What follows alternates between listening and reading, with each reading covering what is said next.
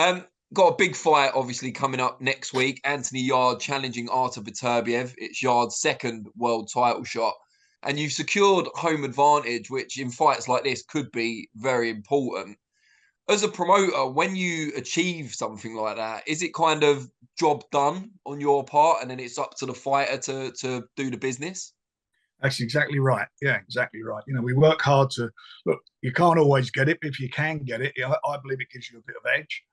It was a mandatory. It's a mandatory defence of the title, of the titles, I should say. So, we worked hard with Top Rank, and we done our deal. And what was it? We're just over a week away now, 8 days away from it, and and I've got to say, I think it's going to be an excellent fight.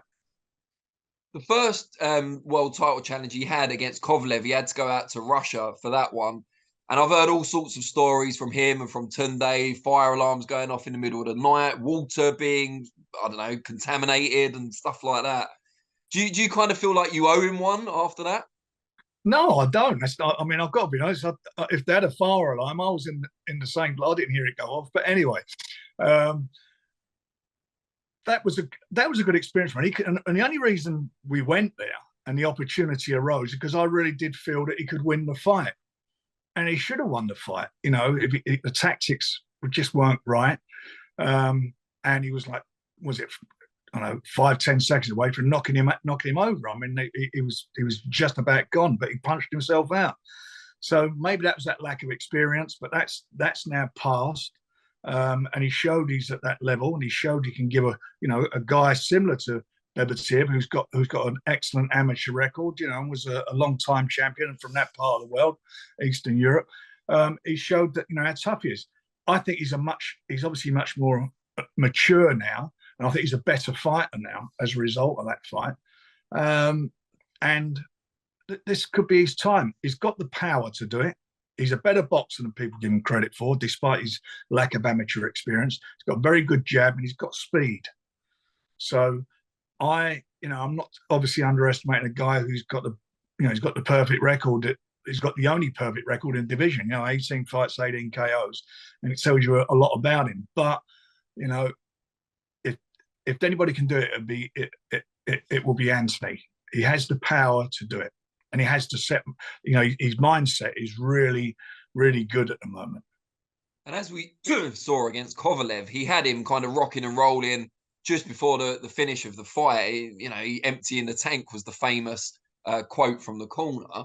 What gives you the confidence that if he has Beterbiev in trouble this time rather than Kovalev, he'll finish the job? I think a couple of things. I mean, first of all, in that fight with Kovalev, on all the three judges' cards, he was in front. So, but he just carried on doing what he was doing. He would have won the fight. He was in front on the cards, and a couple of them had him well up.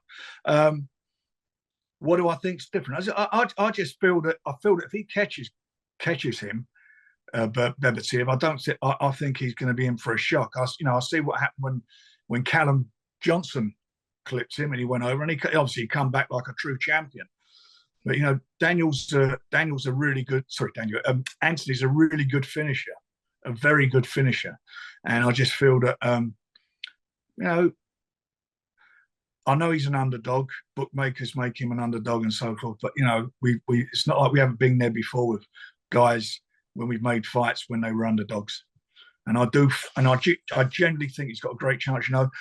What's he now? 38 years of age, Beterbiev. So it's all those things. Home advantage. I'm just hoping, it all stacks up for him.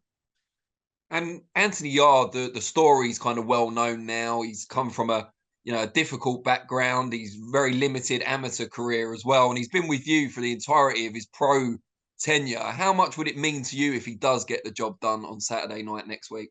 Well, I would be obviously very, very delighted, but I'd be really delighted for him and for his team, for Tunde and James and all of them. I'd be delighted for them because he's a lovely guy. He is a lovely guy. He does it, and everyone says, "Oh, he doesn't." People do things outside the ring, but he does, and he don't blow his trumpet about it. And he's come through a lot of adversity to get to where he's at, and he believes in himself. He's a natural athlete. He was a good rugby player. Athletics, and I, as I say, I the one thing for sure, the biggest cheer you get on the night if he wins this from me, because I'd say I'll be over the moon for him.